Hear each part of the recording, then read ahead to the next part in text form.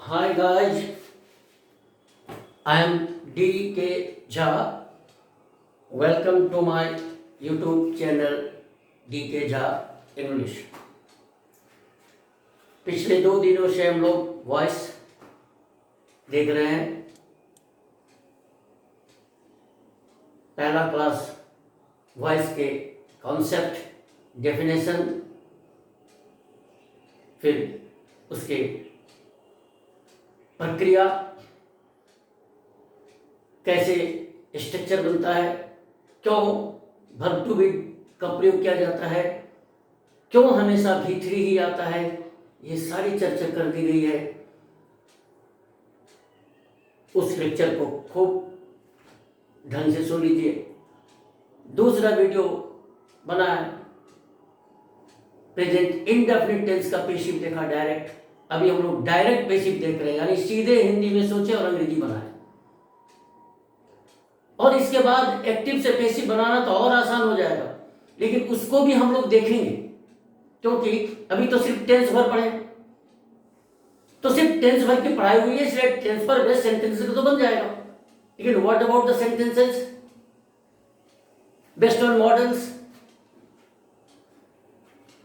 जो और भी बहुत है। फिर इन्फिनेटिव का पेसिव ऑफ से इन्फिनेटिव पार्टिसिपल, तो उनकी चर्चा अभी हम नहीं कर सकते, क्योंकि अभी हम सिर्फ टेंस भर जानते हैं और टेंस के बलबूते पर जो वाक्य बनाए जाते हैं, सिंपल सेंटेंसेस, उसका बेसिक देख रहे डायरेक्ट। तो फिर बोलेगा सर कब आएगा वो दिन? आप घबराइए नहीं। वॉइस समाप्त होने के बाद अगर आप सहयोग करते रहे, यदि आपको अच्छा लग रहा हो क्लास, अगर आपको एहसास हो, हमको जानकारी मिल रही है, और बेशक मिल रही होगी, जानकारी तो है ही है, जो कहीं नहीं मिलेगी वो यहां मिलेगी। हाँ, वीडियोस बिल्कुल सिंपल होते हैं, एक मोबाइल टांग देते हैं, मैं शुरू दिन से कर रहा हूं और बना लेता हूं। कोई ज्वाइंट नहीं, कोई कट नहीं, कोई मेकअप नहीं, कोई गेटअप नहीं, कोई ऐप भी नहीं, लैपटॉप भी नहीं, कुछ नहीं। मैं खड़ा हो गया, बोल दिया, चला गया, पोस्ट कर दिया। तो सिर्फ कंटेंट से मतलब है, जानकारी ठसी हुई है। तो आगे अगर आप चाहोगे, कोऑपरेट करते रहोगे, अगर आपकी इच्छा हो कि ये लोगों तक पहुंचे, तो फिर इसके बाद ढेर सारा मैं सेंटेंस बनाने का तरीका सिखा दूंगा, बड़ी इजी ढंग से, चुटकी में समझ में आएगी पूरी अंग्रेजी। मैं पहले भी कहा था, उसी दिशा में हम बढ़ भी रहे हैं। टेंस हुआ, टेंस से पहले कुछ टर्म्स किए, डायरेक्ट वॉइस करें। तो इस क्रम में आइए, आज बारी है डायरेक्ट पेसिव में किसका? प्रेजेंट इम्परफेक्ट टेंस का। इसको प्रेजेंट प्रोग्रेसिव टेंस भी कहते हैं, इसको प्रेजेंट कंटिन्यूअस भी टेंस भी कहते हैं। इस टेंस का हम लोग डायरेक्ट पढ़ेंगे। तो टेंस में आप पढ़ चुके हैं, आप इसके पहचान जानते हैं हिंदी से, वो काफी है। क्रिया में रहा है, रही है, लगा रहता है, जिससे काम के बोलते समय जारी रहने का बोध होता है। अब अगर ऐसे वाक्य पेसिव हो, तो पेसिव कैसे होगा? तो आपको मालूम है, जब कर्ता को कुछ कर दिया जाए, मैं बार बार करूं, सब्जेक्ट कुछ करे तो एक्टिव और सब्जेक्ट भी कर दिया तो पेसिव। टेंस में हम एक्टिव सेंटेंस ले रहे थे, पेसिव देख रहे हैं, पावर हमारा दो गुना हो जाएगा। जितनी अंग्रेजी हम टेंस के जरिए सीखा, वो पावर तुरंत 2 गुनी हो जाएगी वॉइस से। तो चलिए, क्या रूल है, क्या स्ट्रक्चर है प्रेजेंट इम्परफेक्ट टेंस का एक्टिव में? तो एक्टिव में सब्जेक्ट प्लस इजमार प्लस V4, आपको याद होगा। मैं खा रहा हूं, आई मीटिंग, लड़के खेल रहे हैं, तो बॉयज आर प्लेइंग, चिड़िया चहचहा रही है, द बर्ड्स आर चर्पिंग, शिक्षक छात्रों को पढ़ा रहे, the teacher is teaching the students. ये टेंस है, ये सभी एक्टिव है, क्योंकि सब्जेक्ट कुछ कर रहा है। अब इसी टेंस का वैसे वाक्यों को देखेंगे, तुरंत बनाएंगे जिसमें सब्जेक्ट को कुछ किया जाए, तो पेसिव हो जाएगा, राइट। अब इसके पेसिव स्ट्रक्चर या रूल क्या होंगे? तो मैं पहले ही कह दिया था, जब भी हम बनाएंगे पेसिव, जिस टेंस का भी होगा, वर्ब टू भी डालना जरूरी है, क्योंकि इसमें पहले से ही वर्ब टू बी ईएमआर, अभी इतने सारे एग्जांपल दिया, सब ईएमआर था। तो चूंकि ऑलरेडी इसमें पहले से ईएमआर है, ये वर्ब टू बी का फाइनाइट है, तो जब बनाएंगे तो हमको फिर कहते हैं वर्ब टू बी देना होगा, पेसिव में देना होगा अलग से। तो ईएमआर तो दोबारा नहीं दे सकते। क्यों नहीं दे सकते? बोलिए कारण, बोलिए। क्योंकि एक सब्जेक्ट के साथ एक ही फाइनाइट आएगा। जब आप कहते हो he is writing a letter, वो पत्र लिख रहा है, तो एक फाइनाइट है is writing a letter.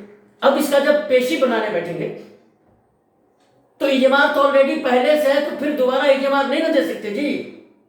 A letter is नहीं ना कह सकते दोबारा, दो बार नहीं आएगा, दो बार फाइनाइट का प्रयोग नहीं हो सकता एक सब्जेक्ट के साथ। और ना ही वर्ब टू बी के दो नॉन फाइनाइट का प्रयोग हो सकता है। बी बिन बिन में से भी किसी दो का नहीं होगा। इसलिए अब इसके स्ट्रक्चर में क्या होगा, ईएमआर तो रहना ही है, अब वर्ब टू बी के नाम पर नॉन फाइनाइट देना पड़ेगा, बी बिन बिन में से कोई एक। अब कौन देना पड़ेगा? तो कंटिन्यूअस में क्या लगता है एनजी बिफोर, तो यहां बी का बिफोर क्या है? Being, B E I N G being. तो चलिए क्या हो जाएगा स्ट्रक्चर, पेसिव स्ट्रक्चर क्या लिखे? सब्जेक्ट प्लस ये तो इज एम आर, ये तो पहले से भी है, इस टेंस में तो पहले ही से आता है ईएमआर प्लस बिफोर। तो चूंकि फाइनाइट है, अब वर्ब टू बी का फाइनाइट नहीं दिया जा सकता, पहले से ही है, तो नॉन फाइनाइट, तो प्लस बीइंग। अब समझ में आ गई तो क्यों पेसिव में हम जब बनाते हैं तो वर्ब टू बी देना पड़ता है। इससे पहले वाले में क्या था, V1 V5 से बन रहा था, ही it's a mango, a mango is eaten, तो ईएमआर दे दी, फाइनाइट दे दी, क्योंकि वर्ब टू बी या तो फाइनाइट लेगा या पेसिव वॉइस बनाएंगे तो या तो फाइनाइट चाहिए वर्ब टू बी का, या नॉन फाइनाइट चाहिए। अगर कोई फाइनाइट पहले से है तो फिर फाइनाइट नहीं दे सकते, तो नॉन फाइनाइट प्लस V3। ये V3 का आपको मालूम है जो क्यों क्या है, ये V3 को तो मालूम है, पेसिव वॉइस में हमेशा V3 का प्रयोग किया जाता है, क्योंकि वर्ब को एडजेक्टिव बना दिया जाता है, और यही तो इसमें कला है। ट्रांसफॉर्मेशन में आता है, मैंने कहा था ट्रांसफॉर्मेशन का मतलब ही है कि वाक्य के बनावट को बदल दो, अर्थ वही रखो। Change the formation of the sentence, change the structure of the sentence, but keep the meaning intact, keep the meaning same. This is what we do in removal of two, in comparison of degrees, in interchange of sentences, in narration and even in voice, सब में तो हम यही काम कर रहे हैं जी। दिए हुए वाक्य का स्ट्रक्चर को चेंज कर देते हैं, अर्थ वही रखते हैं। तो V3 करके क्या किया, एडजेक्टिव बना दिया, dot dot dot dot etc। बस यहां तक हो गया, लेकिन यहां तक जरूरी है, V3 तक जरूरी है। क्यों? क्योंकि आपको मालूम है ईएमआर वाज वेयर, बी बिन के बाद फुल स्टॉप नहीं दिया जा सकता। क्यों? क्योंकि वो इनकम्प्लीट है, उसको कंप्लीमेंट चाहिए, ये देंगे तब कंप्लीट होगा। चलिए, है ना? अब प्रैक्टिस करते थोड़ा। अब एग्जांपल्स बोलो, एग्जांपल्स तो एक दो होते हैं, मैंने कई सारा सेंटेंस ले रखा है यहाँ आपके लिए, बोलेगा तो मुंह से कई सारा सुना देंगे। तो चलिए, पहला सेंटेंस हम हिंदी पहले ही कह देंगे, आप समझिए हिंदी से इंग्लिश कर रहे हैं, आपके लिए अच्छा होगा। पत्र लिखा जा रहा है, कौन है सब्जेक्ट? पत्र। पत्र कुछ कर रहा है कि पत्र को ही किया जा रहा है? पत्र को किया जा रहा है, पेशी। टेंस क्या है? रहा रही। रहा रही में क्या है? EMR plus V4, V4 V3 में तब्दील हो जाएगा, ईएमआर ज्यों का त्यों रह जाएगा, क्योंकि वो फाइनाइट है। तो फिर पेसिव में वर्ब टू बी के नाम पर कौन आएगा? Being. A letter is being written. अब इसका हम सब में देख लेते हैं, ये अफर्मेटिव, इसके नेगेटिव देख लेते हैं, interrogative, type A type B सब देख लेते हैं तुरंत। पत्र नहीं लिखा जा रहा है, a letter is not being written. क्या पत्र लिखा जा रहा है? Is a letter being written. क्या पत्र नहीं लिखा जा रहा है? Is a letter not being written. नहीं तो isn't a letter being written? क्यों पत्र लिखा जा रहा है? Why is a letter being written? कहां पत्र लिखा जा रहा है, कैसे पत्र लिखा जा रहा है, सब आप बना लोगे, ये पावर बढ़ता चला जाएगा। तो ये आपका काम है, बनाते रहिए सब। चलिए दूसरा सेंटेंस, फुटबॉल खेला जा रहा है। Football is being played. Football is being played. देखिए फुटबॉल के पहले आर्टिकल नहीं है तो सुनते चले, मैं पहले भी बता चुका हूं, फिर कह देता हूं, जब बनाए तो वहां चर्चा कर देनी चाहिए। खेल के नाम के पहले आर्टिकल नहीं आता है, सामान्यतया। फिर सामान्यतया के बाद बोलेगा तो यह समझ सकता है। हाँ, हर बात अभी समझ जाना जरूरी नहीं है। खेल के नाम cricket, football, badminton, cricket, kabaddi, कुछ भी है, आर्टिकल नहीं देना है, फिर वो भी लेगा। अभी वैसा सेंटेंस नहीं है, नहीं। अगर इसको हम कहीं स्थान से जोड़ दे, कुछ कर दे, हो जाए, तब वो आर्टिकल ले लेगा डेफिनेट। बंगाल का फुटबॉल, तब हो जाएगा फुटबॉल बंगाल। एनीवे, अभी आप देखिए तीसरा सेंटेंस क्या है, कुत्ते को खाने के लिए रोटी दी जा रही है। कुत्ते को खाने के लिए रोटी दी जा रही है, इसमें इन्फिनिटिव का प्रयोग किए, ये भी पैसिव है। यहां खाली राम आम खाता है और राम पत्र लिखता है, नहीं। कुत्ते को खाने के लिए रोटी दी जा रही है, कुत्ता नहीं कुछ कर रहा है, कुत्ते को ही दिया जा रहा है। The dog is being given bread to it. ये जो टू इट है, क्योंकि अब धीरे धीरे हम लोग ऊपर की ओर जा रहे हैं, हमारी पढ़ाई का एक मकसद अलग है। बहुत से लोग इसको कहीं और जगह नहीं देता। कोई कह सकता है सर हम ऐसे तो कर सकते हैं, ब्रेड को सब्जेक्ट बना देंगे। हाँ, अगर सिर्फ रहता रोटी दिया जा रहा तो हो जाता। The dog is being given bread, a bread is being given to the dog, दोनों सही है। कुत्ते को रोटी दी जा रही है, रोटी कुत्ते को दी जा रही है, लेकिन खाने के लिए जो लगा दिया तो फिर डॉग को ही सब्जेक्ट बनाना होगा। The dog is being given bread to it. अगर आप कहीं ऐसा कर दिए, the bread is being given to the dog to it, तो जुलूम हो जाएगा। भैया इंग्लिश है, ये हाथ चमका के दुल्हन how are you, good morning, thank you, कुछ कुछ लिख दिए, ऐसे नहीं होता है। ये झांसे से नहीं चलेगा, कब तक ठगेगा लोगों को। थोड़ा बुरा लग जाता है, हम समझ रहे हैं। मैं कोशिश कर रहा हूं मैं ऐसी बात ना बोलूं, लेकिन पिछले 35 वर्षों से मुझे लड़कों को करेक्ट करने क्रम में ऐसा बोलने की मेरी आदत पड़ गई है, क्योंकि मैं अपनी आंखों के सामने चारों तरफ देख रहा हूं। तो कैसे पढ़ा दिया जा रहा है, कुछ भी कह दिया जा रहा है बच्चों को। खैर, तो ये जो इन्फिनिटिव है टू ईट, ये एडजेक्टिव का काम कर रहा है। सुन लीजिए अगर समझ सके तो, किसी नाउन के बाद आकर इन्फिनिटिव एडजेक्टिव का काम करता है। अगर आप कहते हो I have a pen to write with, to write adjective,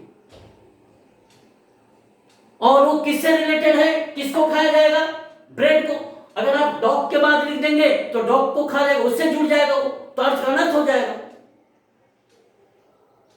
अगर आप कहते हो bread is given to the dog to eat, तो किसको खाना शुरू कर देगा, क्योंकि एडजेक्टिव अपने नाउन से जुड़ा होता है। एनीवे, नेक्स्ट, लड़कों को बुरी तरह डांटा जा रहा है। लड़कों को एक से अधिक है, आपको मालूम है प्लूरल में नहीं रखा आर्टिकल, लेकिन यहां लग रहा है। क्यों? क्योंकि मेरे आंख के सामने जो लड़के मैं उनकी बात कह रहा हूं। क्योंकि रहा नहीं का मतलब बोलते समय जारी काम, और बोलते समय जारी मैंने आप उसके गवाह हैं, देख रहे हैं, तब बोल रहे हैं। तो डिफाइंड, सीमित, लिमिटेड, द, तब द। जब काउंटेबल नाउन प्लूरल नंबर में रहे या अनकाउंट भी रहे, अगर वो सीमित हो जाए, चर्चित हो जाए, परिचित हो जाए, लिमिटेड सेंस में हो, तो हम द देते हैं। इसे द को डेफिनेट आर्टिकल कहा जाता है। तो यहाँ एक बेहतर एग्जांपल है आपके लिए समझने के लिए, आपके समझने के लिए बहुत अच्छा है। लड़कों को बुरी तरह डांटा जा रहा है। क्या ये दुनिया के सभी लड़के हैं? नो, हम जिसको इंटेंड कर रहे हैं जो हमारे सामने है, इसलिए the boys are being badly scolded. कल इस पर ढेर सारी चर्चा हुई है। ये बैडली एडवर्ब है, बैडली एडवर्ब है, लेकिन पैसिव वॉइस में ये स्कॉल्डेड के पहले क्यों आ गया? क्योंकि ये एडजेक्टिव हो गया। ये एडजेक्टिव है और एडवर्ब एडजेक्टिव के पहले आके उसको मॉडिफाई करता है। कितनी सारी बात समझ में आ रही है। आम के आम गुठली के दाम, पढ़ रहे वॉइस, चर्चा हो रही है और की, समझ यार कुछ और बातें, ऐसे सीखा जाता है। आपको धैर्य के साथ वीडियो को पूरा देखना चाहिए, 2 बार देखना चाहिए, 3 बार देखना चाहिए। अगर आप सही में छात्र हो, सीखना चाहते हो, ठीक है, पहली बार आप स्लो मोशन में देखें, उस पर आप स्पीड बढ़ा दीजिए ना, स्पीड बढ़ा करके देख लीजिए। चलिए, तो बैडली एडवर्ब क्यों कोई पूछ दे तो बोले एडजेक्टिव के पहले आता, बस। अब कैसे, अगर हम ये ना बोलते कि पैसिव वॉइस में वर्ब एडजेक्टिव बन जाता है, तब आप कैसे समझाते? कैसे समझाएंगे? तो बोले ऐसा सेंटेंस ही नहीं देंगे सर जी। हाँ, तब तो कोई बात ही नहीं है। नेक्स्ट, तुम्हें मित्रवत रूप से समारोह में आमंत्रित किया जा रहा है। अभी मित्रवत कॉर्डियली का दे दिया हिंदी, अच्छा नहीं लगता है। तुम्हें सेरेमनी में कॉर्डियली आमंत्रित किया जा रहा है, यानी आप, हम लोग का लेक्चर इन्विटेशन का, आप समारोह में कॉर्डियली इनवाइटेड किए जा रहे हैं। यू कॉर्डियली में मित्रवत रूप से, you are being cordially invited to the ceremony. Yes, you are being cordially invited. यहां देखिए invited with adjective, cordially adverb modify किया।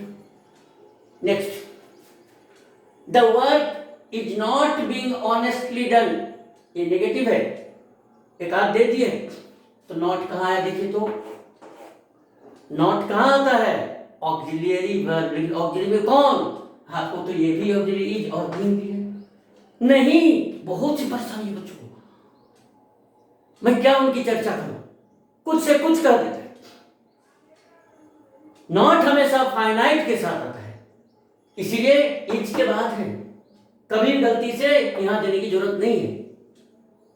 The work is not being honestly done, काम ईमानदारी पूर्वक नहीं किया जा रहा है, और काम किया जा रहा है ईमानदारी पूर्वक। The work is being honestly done.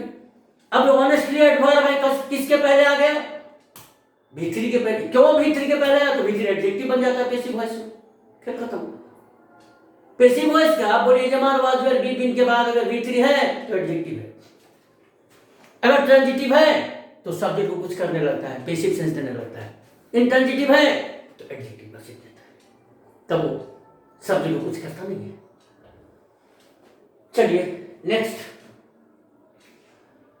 सड़क की मरम्मत नहीं की जा रही है। द रोड, अब कभी फिर मौका मिलेगा तो कह देंगे, अभी पढ़िए ना, बहुत मौका मिलेगा, बोले ना। वैसे आप कम बच्चे देख रहे हैं, पहले शुरू में देख रहे हैं, उससे कोई फर्क नहीं पड़ता। मेरा मिशन है, हम कर रहे हैं, जिस दिन मेरा मन खराब लग रहा है छोड़ देंगे, डिलीट कर देंगे सब, वो मेरे ऊपर है। हम सर्वाइव लाइफ कभी जिया ही नहीं, इसलिए आप भूल जाइए। जो सर जी को शायद मोनेटाइज होगा तभी पैसा आएगा, तभी वो आना है, आएगा, नहीं आएगा नहीं आएगा, कोई फर्क नहीं, हम उस पर डिपेंड नहीं है। रोड और स्ट्रीट में फर्क है। मैं नाम तो भूल गया, किसी को देख रहे थे, ऐसे यूट्यूब पर कोई ऐसे पढ़ा देते हैं, कहता है रोड लाइट। रोड लाइट नहीं होता भाई साहब, स्ट्रीट लाइट होता है। रोड डॉग नहीं होगा, स्ट्रीट डॉग कहा जाता है। सड़क का कुत्ता, गली का कुत्ता, आप हिंदी में जो करो, अंग्रेजी में रोड डॉग। हमको सुन के हंसी लग रही थी। शहर के अंदर जो बिजली के पोल पर बल्ब लगे रहते उसको स्ट्रीट लाइट कहा जाता है। क्यों स्ट्रीट कहा? अब सीखिए। शहर के अंदर की सड़कें स्ट्रीट कहलाती हैं और शहर से बाहर की सड़कें रोड कहलाती हैं। आबादी से बाहर रोड। ये रोड की बात कर रहा है। The road is not being मेंडेड, MENDD, मेंड माने सुधारना, सुधारना, मरम्मत करना। ये व्यक्ति के लिए आप दिखाता है वस्तु के लिए। रिपेयर्ड आप समझते, रिपेयर्ड। मेंड लिख दीजिएगा, वर्ड को देख लीजिएगा, MEND, मेंड, मेंडेड। ये व्यक्ति के सुधारने के लिए आता है, सड़कों में मरम्मत करने के लिए आता है। अब तो सुने हो गए एक proverb, it is never too late to mend. It is never too late to mend. सुधारने के लिए कभी देर नहीं होती, यानी जब चाहो तब सुधार सकते हो। तो मेंड सुधारना, मरम्मत करना, सुधारना। नेक्स्ट इंटरोगेटिव, किस लड़के को दंड दिया जा रहा है?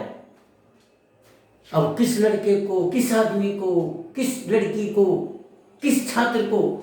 which boy, which student, which girl, which book, which dog? मालूम आपको पहले से, जो शुरू से देख रहे हैं। नहीं, जो न्यू व्यूअर्स होंगे वो अपने पीछे खोजेंगे भाई हमारे वीडियोस को, वही देखेंगे जिनको थोड़ा, जो सिंसियर स्टूडेंट है।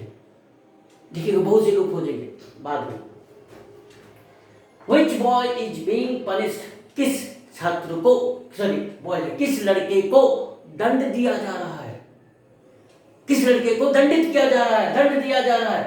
9th, why are you not being helped? Negative interrogative, type B, why, क्यों? Why are you not being helped? क्यों तुम्हारी मदद नहीं की जा रही है? क्यों तुम्हारी मदद नहीं की जा रही है? Next 10th, who is being told? यहां कभी सेड नहीं कर सकते। कल भी आई थी बात, तो सेड और टोल्ड बोला था, जब मौका मिलेगा कहेंगे, आज नहीं कहेंगे, आज फिर वीडियो बड़ा हो रहा है। जिस दिन छोटा होगा प्लीज बता देंगे, लेकिन इतना ध्यान रखिए, who is being told to do this work, to do this work। आज इनको नहीं मालूम है, हो सकता कह दे who is being said, who is being asked हो भी सकता है, लेकिन जो सेंटेंस का अर्थ है, काम करने के लिए कहा जा रहा है, इसलिए इसमें आस्क नहीं कहेंगे। आस्क माननीय व्यक्ति से कहने के लिए होता है, सामान्य व्यक्ति से, राइट। आप शिक्षक को बोलिएगा पढ़ाने के लिए, तो आप क्या बोलिएगा? नहीं, the teacher was asked to teach us. Told नहीं करेंगे, टोल्ड में आदेश का सेंस है, चढ़ाने दीजिए। सेड तो बिल्कुल नहीं कर सकते।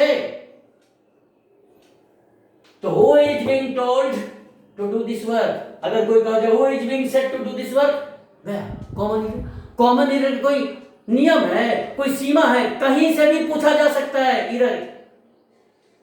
हर पोर्शन से, हर ग्रामर के टॉपिक से, हर जगह से बनता है, इरर्स बनते हैं। यहां सेड टोल्ड में फर्क ही नहीं समझ पा रहे हैं। आस्क्ड, हाँ बोलेंगे, अब किताब खोलेगा, उल्टाएगा, देखेगा, तब वीडियो तैयार करेगा। अरे भाई, वो पता चलता है पहले ही, आप पढ़ा कुछ भी रहे हो, वो पता चल जाता है नॉलेज का, जिनको कहां कहां की बातें दिमाग में घूम रही है। कि नहीं कि अगला वीडियो बनाएंगे तब हमको समझ में आएगा, रात में पढ़ेंगे, देखेंगे, फिर बना देंगे। ऐसे लोग पकड़ में आ जाते हैं, क्योंकि जब आप कुछ भी पढ़ा रहते हो तो उस समय जो गलतियां होती है, फिर बाद में बोलते हम इसमें वो बात बोल, बाद में कहते हो तो समझ में आती है कि पढ़ करके बनाया है, जब पढ़ा रहा था इसको ध्यान नहीं था। खैर, क्लियर कर देंगे। अब देखिए, इसमें दो क्लॉजेस हैं। कहा जा रहा है कि, कहा जा रहा है कि सिन्हा जी को हर जगह, सिन्हा जी का हर जगह नहीं, सिन्हा जी के साथ हमेशा हर जगह बुरा बर्ताव किया जाता है। इल ट्रीट, इल और ट्रीट में हाइफन है ऐसे, ये देखिए, इल ट्रीट, ट्रीट मैंने बर्ताव करना, नहीं कहता मैंने अच्छा ट्रीट नहीं किया, मेरे से अच्छा ट्रीट नहीं किया, हम लोग को वहां अच्छा ट्रीटमेंट नहीं दिया। ट्रीटमेंट इलाज भी होता है, ट्रीट व्यवहार करना। इल ट्रीट मैंने दुर्व्यवहार करना। तो कहा जा रहा है, कहा जा रहा है कि सिन्हा जी को हर जगह, सिन्हा जी का हर जगह दुर्व्यवहार किया जाता है। अब हिंदी में ठीक नहीं लग रहा है, हिंदी में के साथ देना पड़ेगा, तो कहा जा रहा है कि सिन्हा जी के साथ हर जगह दुर्व्यवहार किया जाता है। तो ये पैसिव एक्ट कहा जा रहा है, और ये भी पैसिव है, सिन्हा जी का दुर्व्यवहार, सिन्हा जी के साथ दुर्व्यवहार किया जाता है। सिन्हा जी के साथ दुर्व्यवहार किया जाता है, सिन्हा जी कुछ नहीं करते, सिन्हा जी को नहीं किया जाता। दोनों पैसिव, एक पैसिव प्रेजेंट कंटिन्यूअस का है, कहा जा रहा है, और दूसरा पैसिव प्रेजेंट इंडेफिनिट टेंस का है। दो क्लॉजेज हैं, दैट कंजंक्शन से जोड़ दिया। देखिए ना, क्लॉज क्लॉज पर ही बनाएंगे, चिंता मत कीजिए। तो इट इज बीइंग सेड, कल भी कहा था, इट इज बीइंग सेड हम चाहे तो टोल्ड भी दे सकते हैं। यहां सेड भी चाहिए और टोल्ड भी चाहिए, लेकिन सिर्फ कहता कहा जा रहा है तो इट इज बीइंग सेड, तब वहां नहीं कह सकते इट इज बीइंग टोल्ड। अब आपको समझ में आ रही है, जो सर के दिमाग में है, कहना नहीं चाह रहे, क्यों कहें सब बात, अभी इस पर अलग से बना देंगे। Mister Sinha is ill treated everywhere, Mister Sinha is ill treated everywhere, everywhere एक साथ, तो कहा जा रहा है कि सिन्हा जी के साथ हर जगह दुर्व्यवहार किया जाता है। एनफ, इतने सारे सेंटेंस और बनाइए, और बने, बोलेगा तो बहुत से दे देंगे, लेकिन फिर भी वीडियो देखता नहीं ना, डर लगता है बड़ा से। इससे पीछे वाले वीडियो बड़ा था तो थोड़ा लगा होगा। Anyway, thank you, see you. अगर आपको ऐसा लगता हो कि सही में नॉलेज है तो do share it with others, let knowledge spread, ज्ञान को फैलने दो, इससे आप छोटे नहीं हो जाओगे। कोशिश कीजिए, वैसे होके रहेगा ही, अपने आप आ जाएगा, लेकिन अब जल्द करेंगे तो जल्दी हो जाएगा। Thank you.